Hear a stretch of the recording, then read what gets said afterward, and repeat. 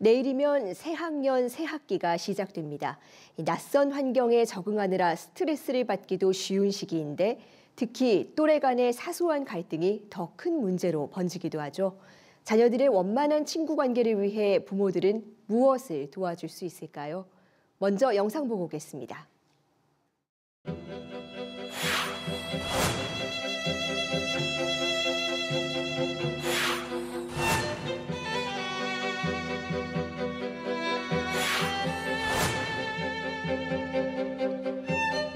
애기 학교 갈 때 이제 처음이다 보고 주변에 이제 또래 엄마가 많이 없다 보니까 조금 걱정되는 것들이랑 이런 거 궁금한 것들.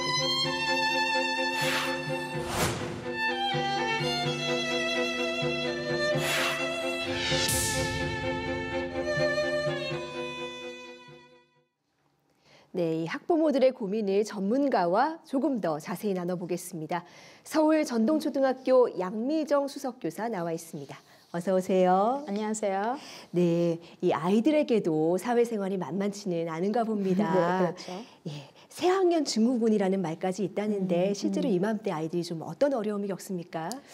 1학년에 좀 처음으로 입학을 하다 보면 아이들이 이 공간에 대한 낯섦도 있고 그 안에 또 선생님이나 친구들을 또 새로운 친구들을 만나다 보니까 이 낯설에 대한 두려움이 되게 큰 것 같아요. 그래서 3월 달에 진풍경이 학교 정문에서 부모님과 떨어지기 싫어서 울고불고 하는 친구들이 좀 종종 많이 발견이 됩니다. 아, 그렇군요. 네. 예, 가장 큰 도전을 앞둔 게 아무래도 초등학교 1학년 학생들일 것 같은데요. 아무래도 이전과는 환경이 많이 달라지는 거겠죠? 네. 어떻습니까?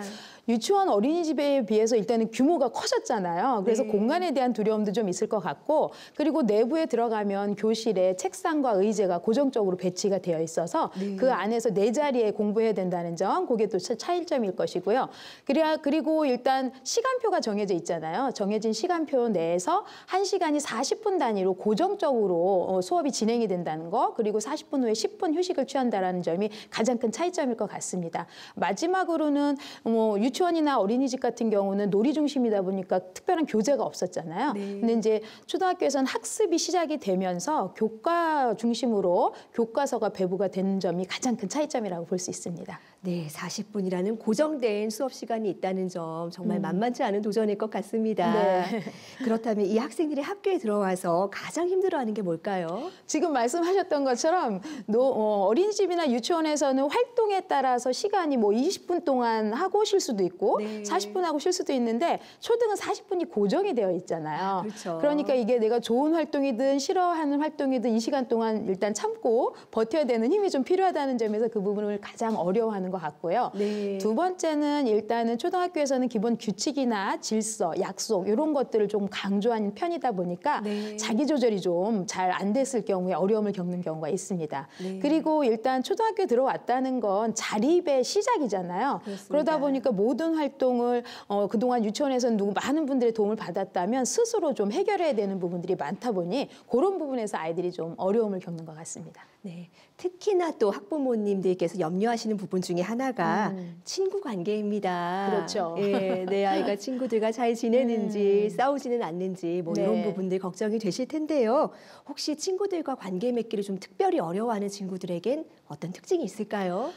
특징은 제가 말씀드리지 않더라도 친구들이 싫어하는 행동을 많이 하는 아이들이 친구 관계에 어려움이 있겠죠. 네. 그런데 이제 이렇게 싫어하는 행동들을 하는 아이들임에도 불구하고 그 아이들한테 물어보면 다 누구나 잘 지내고 싶다는 마음을 얘기를 해요. 네. 그럼에도 자기가 친구들하고 잘 지내고 싶음에도 왜 그런 행동을 할까라고 이제 살펴볼 필요가 있는데 이때 이제 아들러라는 심리학자가 그 문제 행동 이면에는 자존감과 소속감의 요소가 있다라는 얘기를 합니다. 즉 자기 스스로가 되게 소중한 존재다라고 경험을 많이 한 아이들은 남도 소중하게 다룰 줄 아는 반면에 자기가 좀 이렇게 내가 하는 내 존재 자체가 그렇게 소중하게 느끼지 않았던 아이들 또는 내가 하는 말이나 행동이 누군가에게 좋은 영향을 미치고 있지 못하다라는 그런 느낌을 많이 받았을 경우에 자기의 의도와 다르게 이렇게 친구들을 불편하게 하는 행동들이 좀 많이 나오는 경우가 있어요. 그래서 이런 부분에서 부모님들이 내 아이가 스스로 존재를 내가 좀 소중하게 여겨주고 있는지 또는 자기 아이의 말이나 행동에 귀 기울여 가면서 좀 존중해주고 있는지 이런 부분들을 좀 점검해 주시면 좋겠다는 생각이 듭니다. 네, 중요한 지적이셨습니다. 그런데 자녀가 특별히 이런 성향을 갖고 있지는 않더라도 이 학급당 학생 수가 20명이 넘다 보면요. 언제든지 갈등이 발생할 수도 있죠. 만약에 자녀가 집에 돌아와서 친구들과의 어떤 갈등을 이야기한다면 부모는 어떻게 대응해야 될까요? 아유, 제일 속상한 경우죠. 네. 모든 부모님이 내 아이가 학교 가서 엄마 너무 재밌었어, 친구랑 이런 거 놀았어 이렇게 얘기해주면 제일 행복한 하루인데 반면에 와서 무슨 일이 있었어, 너무 속상해 이런 말을 하면 부모님도 같이 속상해지세요. 네. 그럴 때 부모님들이 흔히 하는 세 가지 반응이 좀 있습니다.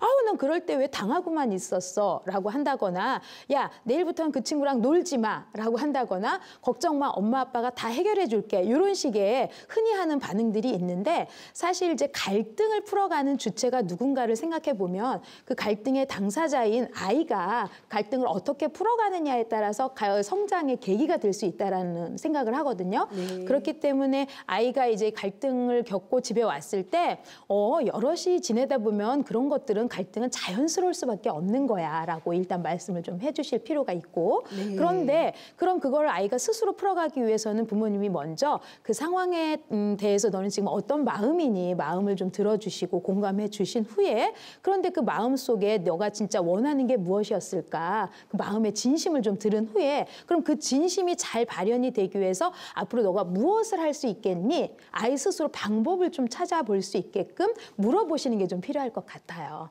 그런데 여기에 좀 덧붙이자면 이게 아이가 하는 그 말하고 있는 갈등 상황이 일상 생활에서 소소하게 일어날 수 있는 갈등이라면 이렇게 방식으로 접근을 하시지만 네. 아이가 학교 생활을 하기에 진짜 너무 어려울 정도로 지속적이고 반복적인 문제 상황이다. 그래서 아이 혼자 이걸 풀어가기가 어려운 상황이다 한다면 그때는 좀 부모님이 적극적으로 개입을 하실 필요가 있는데 이때 조금 조심스러운 부분은 네. 적극적으로 개입을 하신다고 상대 아이나 부모님에게 직접적으로 맞대응을 하시는 건 되게 위험한 상황을 일으킬 수가 있어요. 그렇죠. 그래서 그럴 때는 오히려 담임 선생님에게 부탁을 드리고 말씀을 드려서 상대 부모님한테 전달을 해주신다거나 아니면 직접 대면이 필요하다고 한다면 담임 선생님의 동석 하에 이 갈등을 풀어가는 방식으로 전개하는 게 좋을 것 같습니다.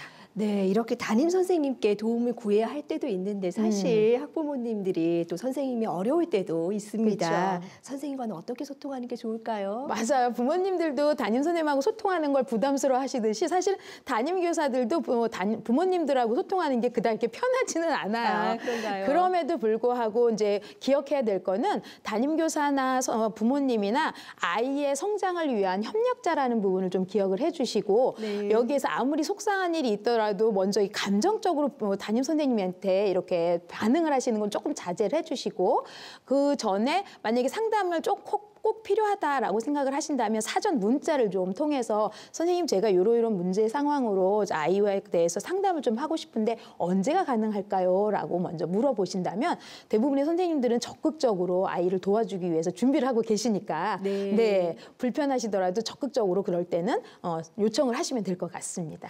네, 이 갈등을 피하려고만 하기보다 자연스러운 현상으로 받아들이고 스스로 해결할 수 있도록 기다려주는 인내가 필요하다는 지적 꼭 기억하겠습니다. 네. 예, 오늘 말씀 잘 들었습니다. 감사합니다.